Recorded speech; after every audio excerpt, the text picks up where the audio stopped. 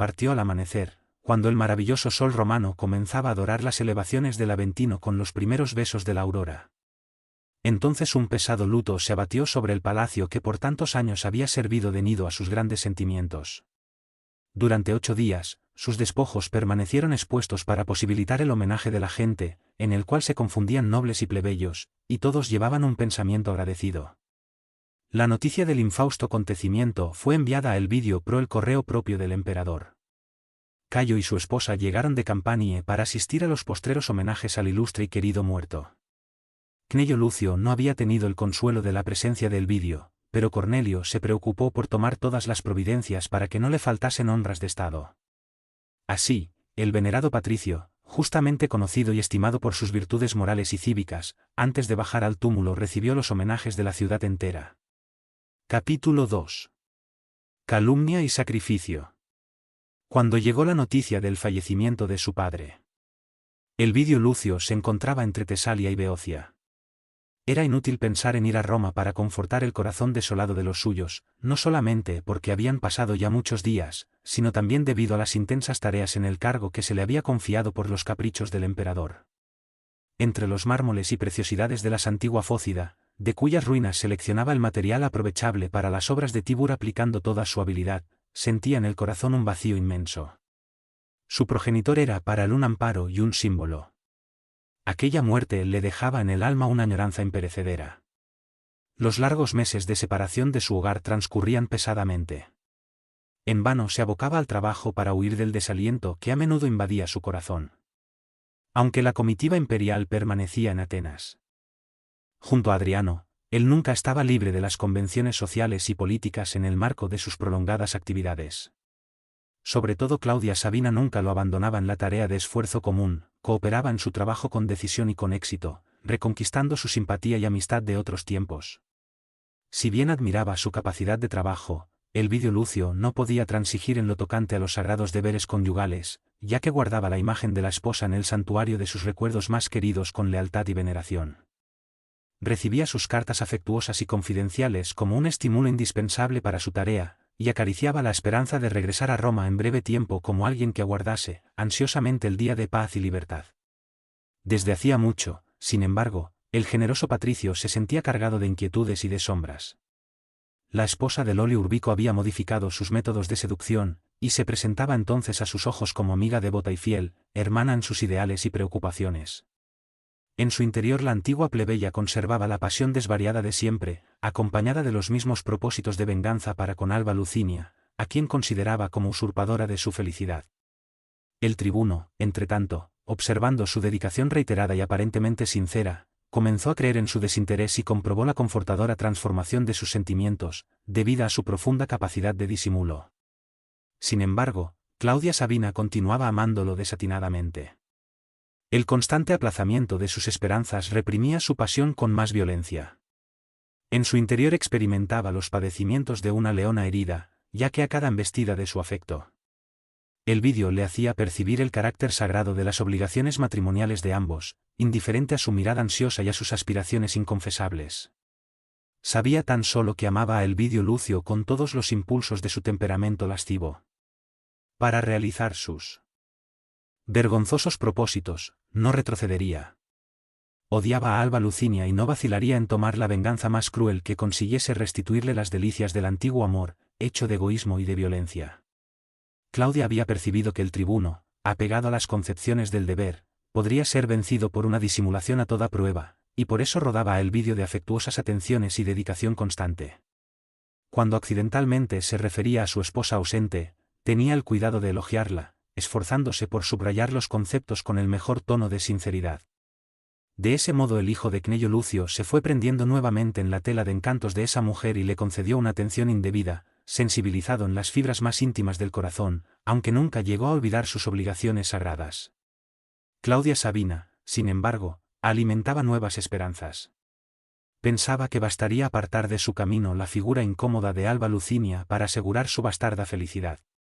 Cierto día la esposa del prefecto, fingiendo distracción en sus palabras, como de costumbre, le dijo a Elvidio en una conversación íntima: bajo la última carta de una de mis amigas de Roma me da a conocer un pormenor curioso de la vida de mi marido.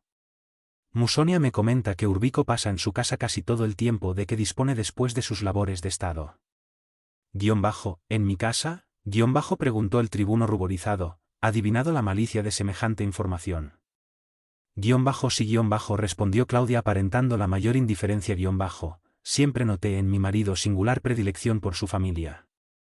Lucinia y su hija siempre fueron blanco de especiales gentilezas suyas. Por un lado, eso no nos puede sorprender. Desde hace muchos años Fabio Cornelio ha sido su mejor amigo.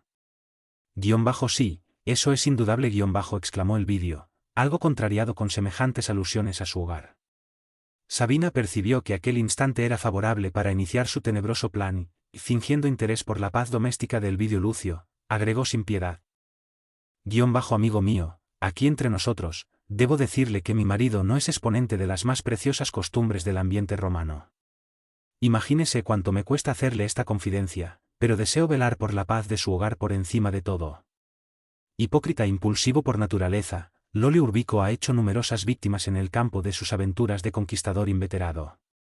La frecuencia con que visita su casa me hace temer por su mujer y por su hija.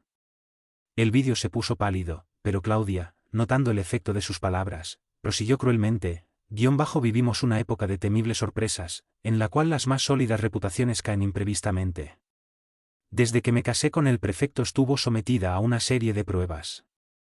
Sus aventuras amorosas me han acarreado grandes sinsabores, dado que el clamor de las víctimas repercutió en mi corazón, por Júpiter, murmuró el tribuno fuertemente impresionado, no puedo contestar a sus apreciaciones, más quiero creer que Fabio Cornelio no se pudo engañar en tantos años haciendo del prefecto uno de sus mejores amigos. Sí, ese argumento parece de peso a primera vista, respondió Sabina con argucia, pero conviene recordar que usted, amigo mío, ha recomenzado su vida en la capital del imperio después de muchos años acostumbrado a la tranquilidad de la provincia.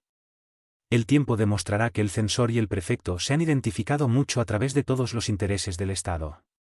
Ambos han sido compelidos a respetarse y a quererse mutuamente, más con respecto de la conducta individual, saben los dioses de la realidad de mis afirmaciones. El vídeo Lucio desvió la conversación hacia otros asuntos, reconociendo la delicadeza de esas observaciones sobre la honorabilidad de otro y a propósito de su hogar, pero cuando Sabina se retiró se sintió envenenado por preocupaciones injustificables y profundas. ¿Qué significaban las visitas reiteradas de Lolio Urbico a su casa? ¿Por ventura Alba Lucinia se habría olvidado de sus sagrados deberes? Fabio Cornelio se dejaba arrastrar tanto por los intereses materiales, al punto de olvidar el nombre y las respetables tradiciones de la familia. En la mente del tribuno, las numerosas reflexiones íntimas se mezclaban como en una tormenta. Felizmente, esa dolorosa ausencia estaba por finalizar. Elio Adriano ya había dado las órdenes para que enviasen de Italia las galeras para el regreso. En Roma, entretanto, la situación de Alba Lucinia y su hija llegaba al máximo del sufrimiento moral. Varias veces Celia había escuchado las conversaciones de su madre con el impío conquistador, mas dada su timidez no podía percibir el rechazo de su progenitora ante la infamia y la cruel osadía. Lucinia, por su parte, algunas veces se había encontrado con que el prefecto de los pretorianos visitaba su casa, mientras ella estaba con sus amigas durante una ausencia corta. Entonces el implacable perseguidor conversaba con su hija, que lo atendía con la tolerancia de sus buenos sentimientos para no herir el corazón materno, pues era evidente que la esposa del vídeo temía sinceramente la presencia de aquel hombre cruel, transformado en demonio de su hogar. La noble señora, abatida y doliente, pensó en exponer la situación a su anciano padre. Además consideraba que el censor ya debía haber percibido desde hacía mucho tiempo su situación angustiosa desde el punto de vista moral, y suponía, por lo tanto, que si él guardaba silencio, era que le sobraban poderosas razones para ello. Muchas veces había intentado hablarle a su hija sobre tan delicado asunto, suponiéndola también víctima de las persecuciones insidiosas del enemigo de su paz, pero Celia, debido a su natural recto, jamás les dio oportunidad a las confidencias maternales, desviando el curso de las conversaciones y multiplicando las demostraciones de cariño para con ella, en cuyo corazón adivinaba las más angustiosas inquietudes.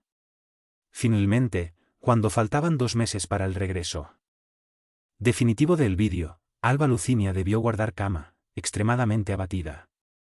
Hacía más de 1 año que el emperador se había ausentado. Habían sido 14 meses de angustia para la hija de Fabio Cornelio, cuya salud no había podido resistir el embate de pruebas tan penosas. Celia, igualmente, Tenía las mejillas descoloridas y tristes.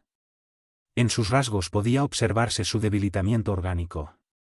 Las preocupaciones filiales se traducían en sus largas noches de insomnio, que acabaron por arruinarle la salud antes vigorosa. Con su ternura innata, hacía todo lo posible por consolar a su madrecita enferma. De los puertos de Italia habían sido enviados 4 grandes galeras para el regreso de Adriano y su comitiva. La primera embarcación llegada al litoral del Ática fue disputada por los elementos más ansiosos por retornar al ambiente romano, entre los cuales se encontraba Claudia Sabina, que pretextaba la necesidad de volver cuanto antes por los requerimientos de su círculo doméstico.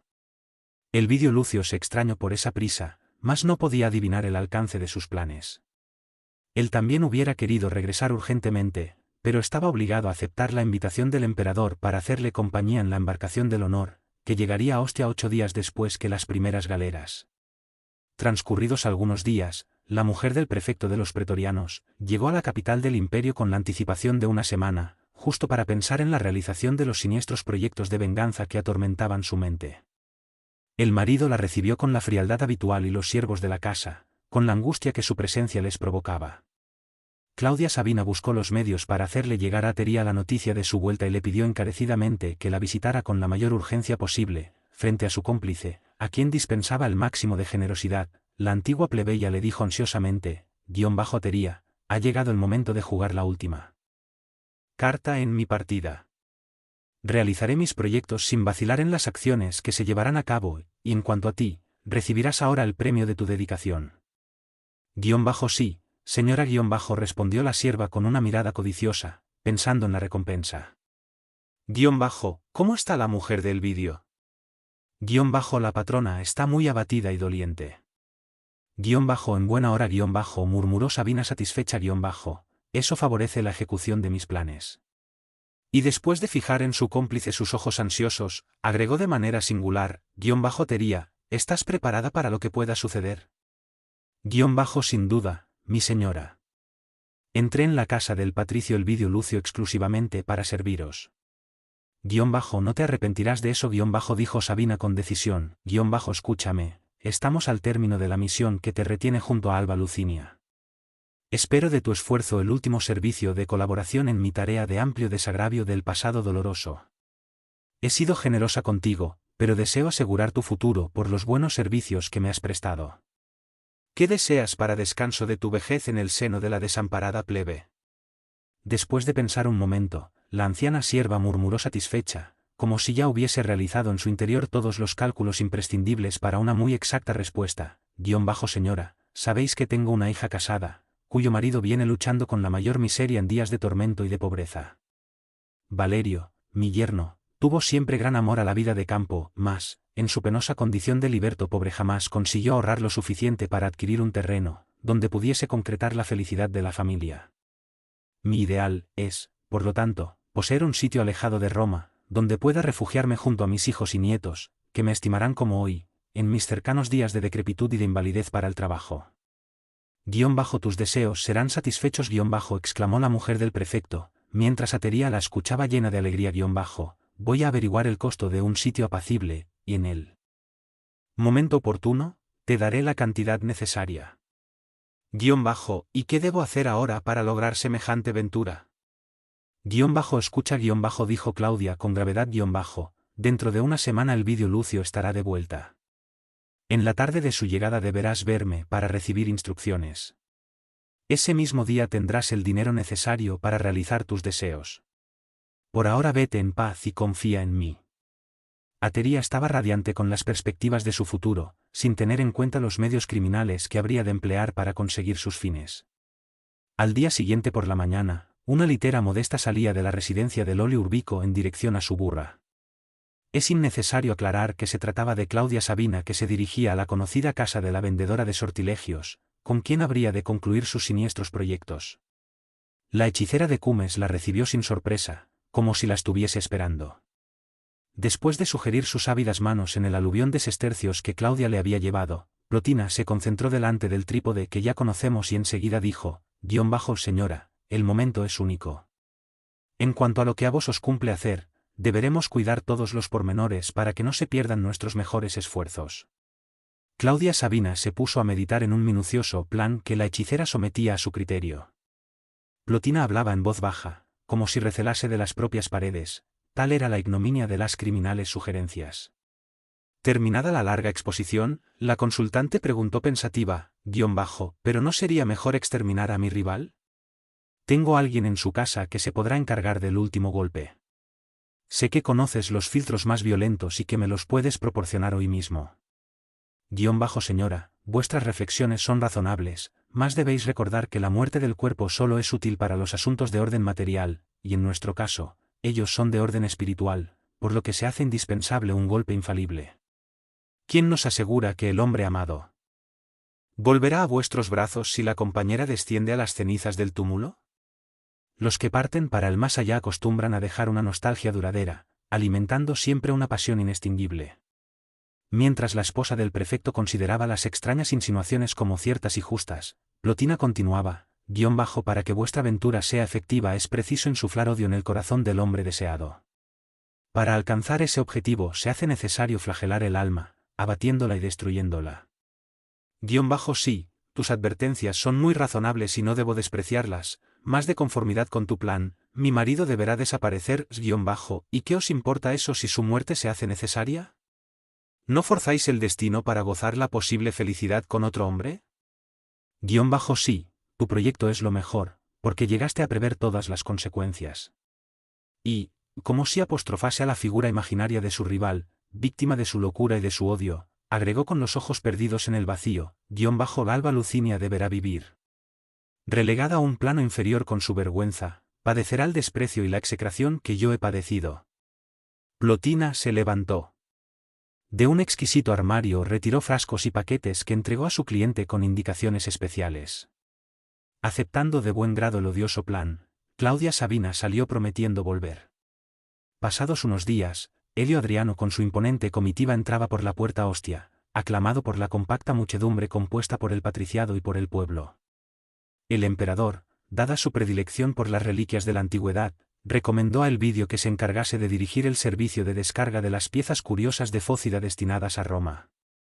El tribuno, sin embargo, delegó la tarea a uno de sus subordinados de confianza y se dirigió a la ciudad para abrazar a su esposa y a su hija. Lucinia y Celia lo recibieron con transportes de indecible júbilo. Pero el tribuno las abrazó enormemente sorprendido. Ambas se encontraban desfiguradas y dolientes. No obstante, cambiaron cariñosas impresiones, llenas de encanto y de la alegría del reencuentro. Subrayando ese momento de conmovedora dicha, el generoso patricio, amante del hogar, retiró de una pequeña caja un soberbio brazalete de piedras preciosas, que entregó a su esposa como recuerdo de Atenas, y le dio a su hija una hermosa perla adquirida en Acaya, como recuerdo de lejana Grecia. Después fue un largo desfilar de recuerdos íntimos y dulces. Alba Lucinia le contó a su esposo todas las peripecias de la enfermedad, la agonía y la muerte de Cnello Lucio. Mientras la ciudad estaba llena de espectáculos para celebrar el regreso del emperador, Elvidio Lucio y los suyos se entretenían en agradables conversaciones, mitigando de ese modo todo lo que se habían extrañado durante la obligada separación.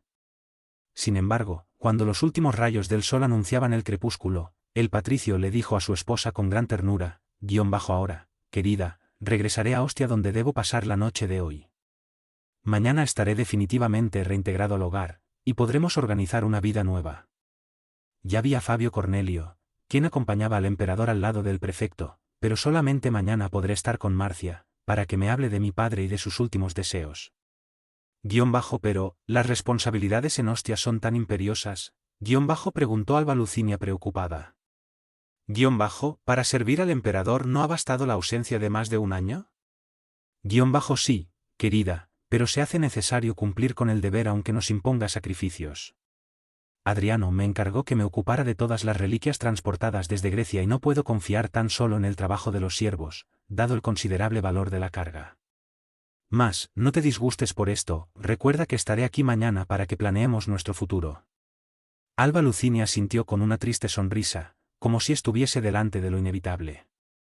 Su corazón, sin embargo, deseaba tener la presencia de su compañero, para confiarle de inmediato sus íntimos sinsabores. Al caer la tarde la litera de Elvidio salía de la casa aceleradamente. Alba Lucinia se acostó con el alma llena de nuevas esperanzas mientras su hija volvía a sus meditaciones.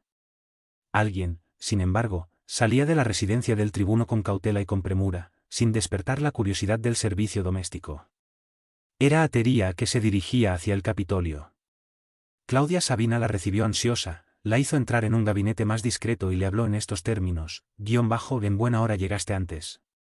Tengo que tomar muchas providencias. Aguardo vuestras órdenes respondió con fingida humildad. Atería dijo Sabina con voz casi imperceptible estoy viendo horas decisivas para mi destino. Confío en ti como si confiase en mi propia madre.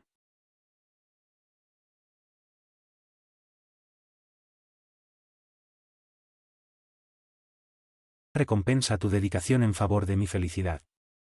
Es el dinero con el que podrás adquirir una propiedad lejos de Roma, como deseas.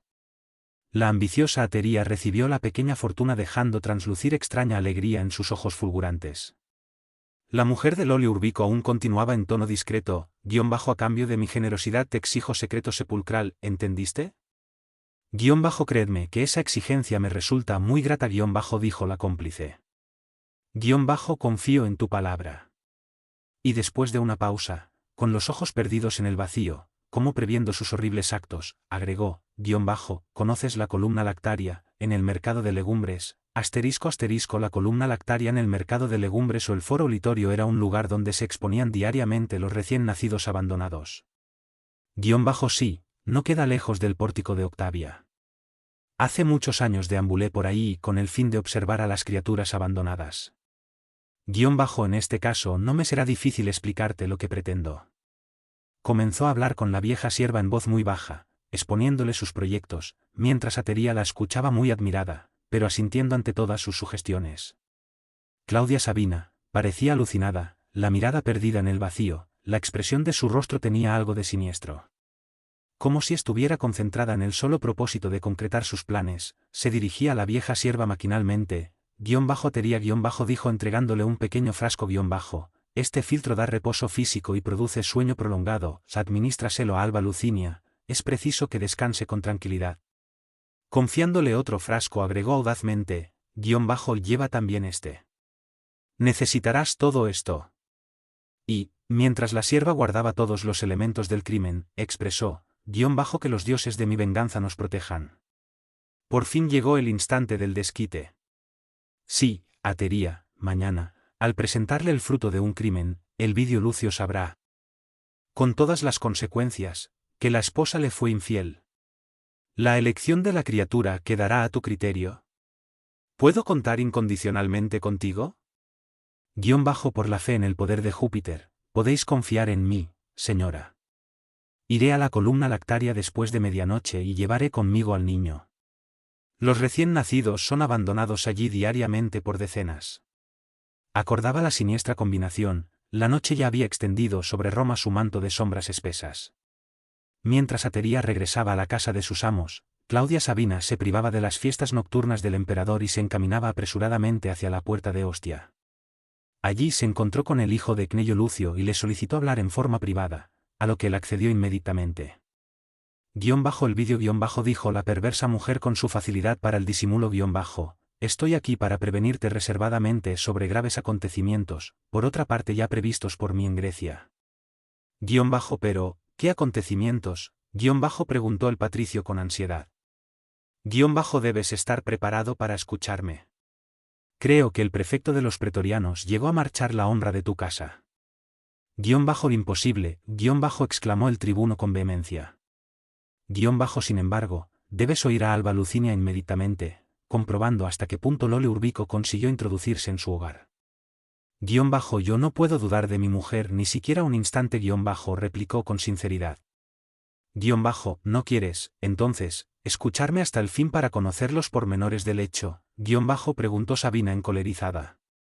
He de oírla con placer ya que el asunto no se refiere a mi familia y a la honra de mi casa. Es posible que tu opinión se modifique mañana. Se despidió bruscamente del hombre que era objeto de su pasión y que sabía defender las tradiciones de su hogar y de su familia. Entonces la antigua plebeya se dirigió al Capitolio, interesada más que nunca en llevar a cabo sus siniestros designios. El genio del mal que le hablaba a su corazón preparaba para aquella noche los acontecimientos más terribles. Mientras las vemos, a la madrugada, examinar documentos y pergaminos en el gabinete del Lolio Urbico, acompañaremos a Tería hasta el mercado de legumbres. La sociedad romana ya se había habituado a ver junto a la columna lactaria a los pobres niños abandonados. Ese lugar de triste memoria, donde muchas madres abnegadas recogían a míseras criaturas, era el antecedente de los famosos hospicios de expósitos, de los establecimientos de la caridad cristiana que el mundo conoció más tarde. Antes del amanecer, bajo la insuficiente claridad de la luna, la vieja sierva comprobó la presencia de 3 desventurados pequeñitos. Uno de ellos le llamó la atención por sus suaves bajidos de recién nacido. Atería lo tomó en sus brazos casi con arrobamiento, pensando, esta criatura debe ser el digno hijo de patricios romanos. Qué penosa historia se ocultará en sus ropas rotas y ordinarias. Lo llevó consigo y penetró en la casa de los amos con todo cuidado. Amanecía. Por la noche la criminal agregó el narcótico a los medicamentos de su señora. Entró en el cuarto donde la esposa de Elvidio reposaba tranquilamente, depositó la criatura a su lado, envolviéndola en el ambiente tibio de las coberturas. Enseguida reparó allí toda la escenificación necesaria, sin que la pobre víctima del filtro que la sumergiera en un largo y pesado sueño pudiese percibir lo que sucedía.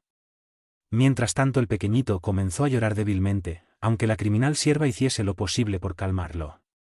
Dado el ruido insólito, Celia, que dormía en el cuarto contiguo al de su madre, se despertó. Estaba aturdida y sensibilizada. Acababa de soñar que se encontraba nuevamente en el triste cementerio de la Puerta Nomentana, como en la memorable noche en que había podido volver a ver al bien amado de su alma. Le pareció que había contemplado a Ciro a su lado, mientras Nestorio mantenía la misma actitud de sus antiguas prédicas, preguntando, ¿quién es mi madre y quiénes son mis hermanos? Tenía la mente llena de dulces emociones y los más tiernos recuerdos de niña y de joven. En ese instante un ruido insólito llegaba hasta sus oídos. ¿Bajidos de una criatura? ¿Qué significaría aquello? Se levantó apresuradamente y con ansiedad, pensando en dolorosas perspectivas. Notando que alguien se aproximaba, Atería intentó retirarse a prisa, mas la joven ya había traspuesto la puerta y la había visto. Contemplando a la criatura al lado de su adormecida madre y las señales evidentes de cuanto caracterizaba a un lugar donde hubo un parto, creyó adivinar el drama con las amargas sospechas de su corazón filial. Un torbellino de penosos pensamientos se agitaba en su cerebro debilitado. Sí, esa criatura debía de haber nacido allí, como fatal consecuencia de una tragedia inolvidable. Atería exclamó en un gemido ¿qué significa todo esto? Vuestra madre, esta noche, mi buena niña respondió la criminal sierva sin perturbarse dio a luz a un pequeñito, es increíble, sollozó la hija del Elvidio con la voz estrangulada. Sin embargo, es la verdad respondió Atería en voz muy baja no dormí porque estuve auxiliando a la señora en sus sufrimientos. Y señalando a la infortunada consorte de Elvidio, exclamó casi tranquila, ahora ella duerme, necesita reposar. Celia no podía definir la intensidad dolorosa de los pensamientos que la dominaban. Nunca hubiera creído que su madre pudiese faltarle a su padre en su ausencia. Nunca hubiera creído que su madre pudiese faltarle a su padre en su ausencia. Su corazón cariñoso siempre había sido para ella un modelo de virtudes, un símbolo de honestidad. Ciertamente el Lolio Urbico había llevado la infamia a los extremos más pavorosos. Ella bien le había escuchado sus palabras de conquistador desalmado y cruel. Además, su madre hacía mucho que estaba enferma. Con seguridad que su corazón bondadoso y honesto estaba lleno de tormentos, de compunción y de arrepentimiento. Sentía por la madre un enternecimiento infinito. Su padre había regresado en la víspera lleno de nuevas esperanzas. Ella había sorprendido lágrimas en los ojos maternos, llanto que debería ser de júbilo intenso y de conmovedora alegría. Cuánto habría sufrido el corazón materno en aquellos largos meses de expectativas angustiosas. Alba Lucinia, sin embargo, su madre y mejor amiga, tenía ahora un hijito que no era una flor de su tálamo conyugal. Elvidio Lucio no la perdonaría nunca. Celia conocía el temperamento de su padre, muy generoso, pero demasiado impulsivo. Y por sobre todo, la sociedad romana era intransigente con tragedias como esas en el seno del patriciado. Con lágrimas que brotaban a borbotones de sus ojos durante aquellas ríspidas y singulares meditaciones, la joven cristiana se acordó del sueño de aquella noche y le parecía todavía escuchar a Nestorio repetir las palabras del Evangelio, ¿quién es mi madre y quiénes son mis hermanos? Llevando sus reminiscencias todavía más lejos, recordó su exhortación en las vísperas del sacrificio, cuando afirmara que la mejor renuncia por Jesús no era propiamente la de la muerte, sino la del testimonio que el creyente brinda con los actos de su vida. Después la figura de su abuelo surgió espontánea en su mente, le parecía que Cnello volvía del túmulo para recomendarle una vez más la tranquilidad del padre y la felicidad de la madre en las pruebas extremadamente duras. Con los ojos húmedos se aproximó al pequeñito que abría los suyos por primera vez a las primeras luces del día. El niño abandonado hizo un movimiento con sus minúsculos brazos como si los levantara hacia ella suplicándole confortación y afecto. Celia sintió que sus lágrimas caían sobre el rostro blanco y pequeño, y una ternura infinita embargó su corazón. Lo alzó con cuidado como si se tratara de un hermanito. Percibió que su corazoncito latía al encontrarse junto al suyo como el de un ave asustada sin dirección y sin nido. Su espíritu, como si hubiese sido tocado por sentimientos misteriosos e inexplicables, experimentaba también las más profundas emociones maternas. Después de algunos minutos en que Atería la contemplaba sorprendida, Celia se arrodilló a los pies de la sierva exclamando conmovedoramente con sublime espíritu de sacrificio, Atería, mi madre es honesta y pura. Esta criatura que ves en mis brazos es mi hijo. Ha de ser mi hijito ahora y siempre, ¿comprendes? Jamás lo diré respondió la cómplice de Claudia, aterrada. Escucha. Tú que fuiste la confidente de mi madre, ayúdame a salvarla.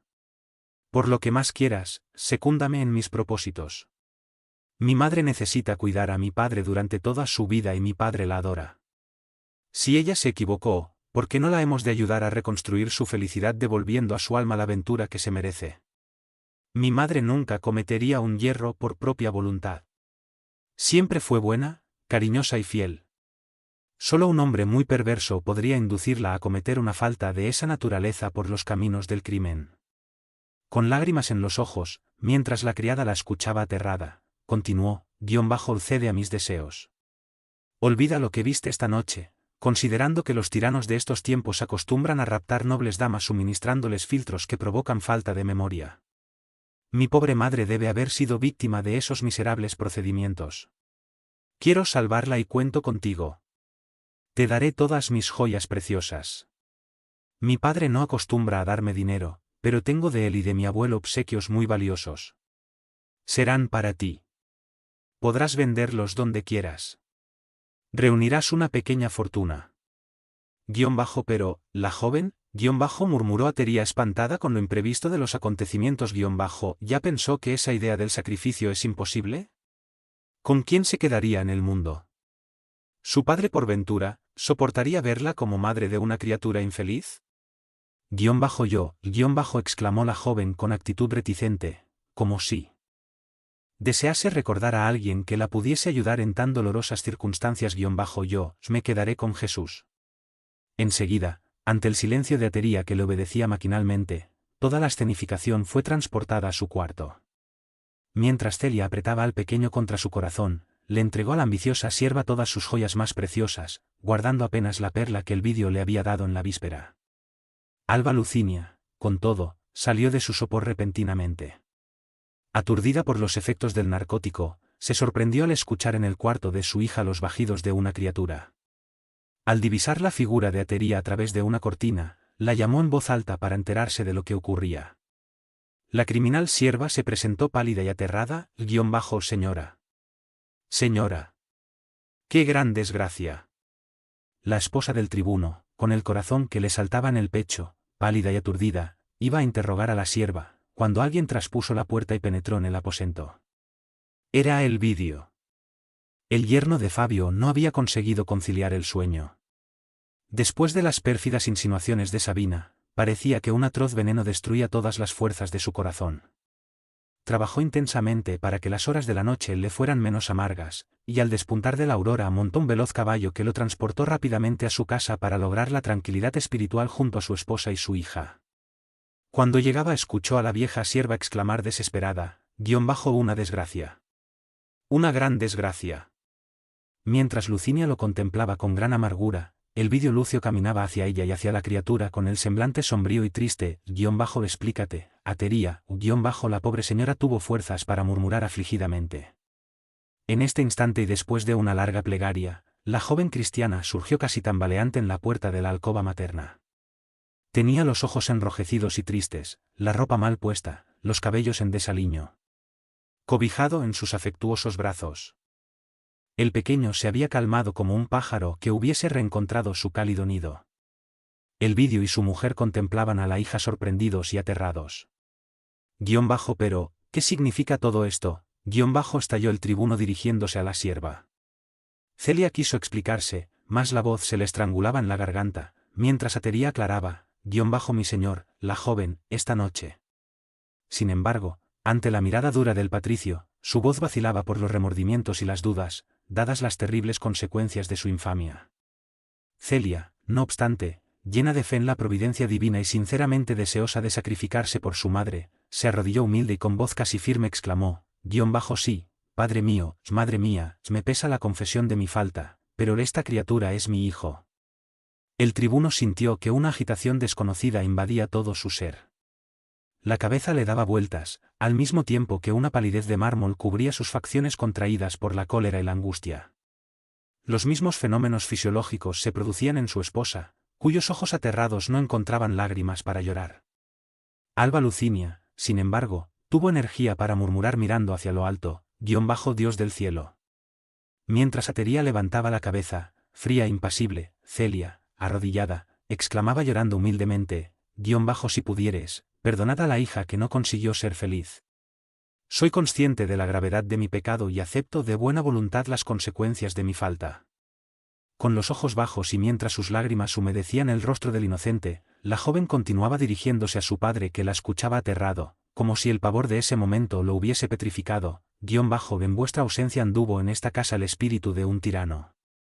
Recibido como amigo, asedió a mi madre de todas las maneras que le dictaba su infamia. Ella, sin embargo, como sabéis, fue siempre fiel y pura.